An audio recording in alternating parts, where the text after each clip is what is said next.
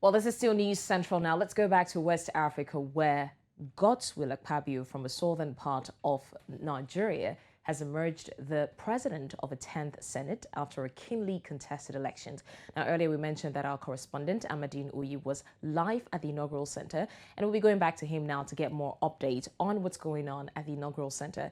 Thank you, Amadin, for joining us. Could you give us an update on what's going on right now at the inaugural center and what the mood is like after announcing or declaring Akpabio the winner?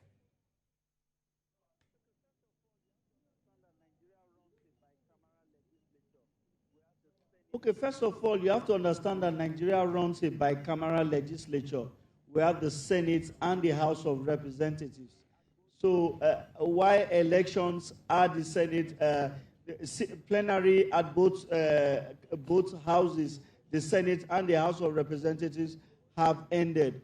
First of all, the Senate had its election where Godswill Akpabio was elected as the president of the Senate with his deputy Jibrin Barau. They were the nominated candidates of the ruling party. Despite the fact that they were nominated, they had Abdulaziz Yari from Northwest in Zamfara State, who still stood his ground and maintained that he would go into the polls. Godswill Akpabio polled, I think 63 votes, while Yari polled about 36 votes. Then also we had the elections at the House of Representatives, where we had Tajudeen Abass from Nigeria's Northwest and his deputy Benjamin Kano from Nigeria's Southeast.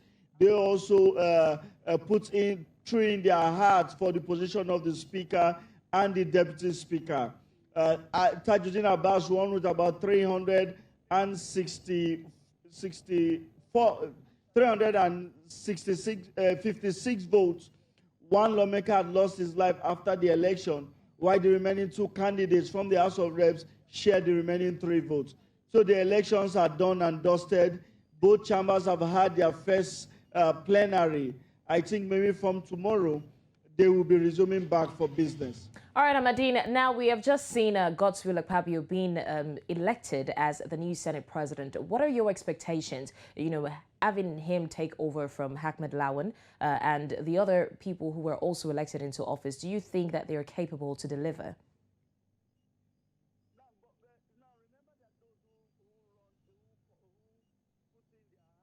Now remember that those who put in their heart for the running of these leadership positions must be ranking senators.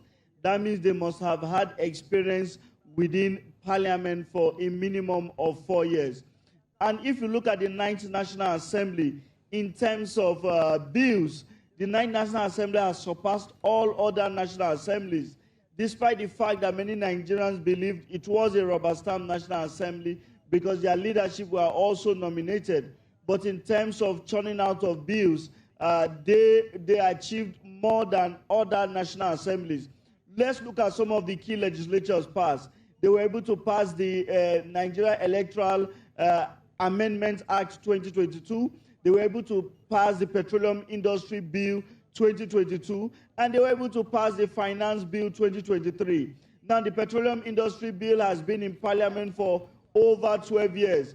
So with the feats that the 9th National Assembly has been able to achieve, the 10th Senate led by Godswill Akpabio will have a lot that they will have to work to achieve. We spoke to some senators. They said they believe that Akpabio has all it takes. They believe that the new leadership, being old members of the Senate, they have all it takes to be able to lead this 10th Senate, to be able to achieve much more than the 9th Senate and also the 9th House of Representatives. All right, thank you so much for that, Amadin. The hopes are that it only gets better from here. Well, let's go to more stories in Central Africa.